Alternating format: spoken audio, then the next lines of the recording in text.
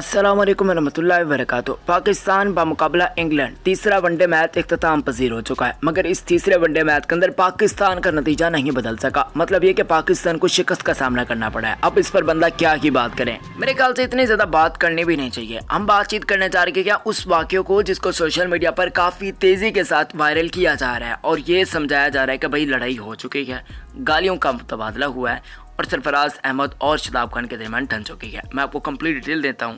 आप लोगों से रिक्वेस्ट है कि इस वीडियो को आखिर तक ज़रूर देखें। वीडियो को लाइक करें, इस हवाले से लाइक कीजिएगा कि पाकिस्तान क्रिकेट टीम इंशाल्लाह ज़रूर कम बैक करेगा। वो इस वीडियो को भी कभी लाइक करें, चैनल को सब्सक्राइब करें। कमेंट्स में आप लोगों ने बताना है कि आखिर गलती किसकी है, सरफराज अहमद की या फिर शदाब खान की। बेसिकली वाक़या कुछ हमें ऐसा देखने को मिलता है कि ग्रेगरी जो सेट हुआ होता है तबाही इसने मचाई है। मेरे ख्याल से गालिबन जितवा दिया इंग्लैंड को। उस बंदे ने जेम्स विंस के बाद उसकी कंट्रीब्यूशन काफ़ी ज़बरदस्त किस्म की थी। अब वो शॉट मारता है, कैच उठता है और कैच होता है जी सरफू भैया का, मगर कैच पकड़ लेते हैं, लपक लेते हैं बल्कि शदाब खान। इंतही ज़बरदस्त किस्म का कैच था वैसे अगर देखा जाए।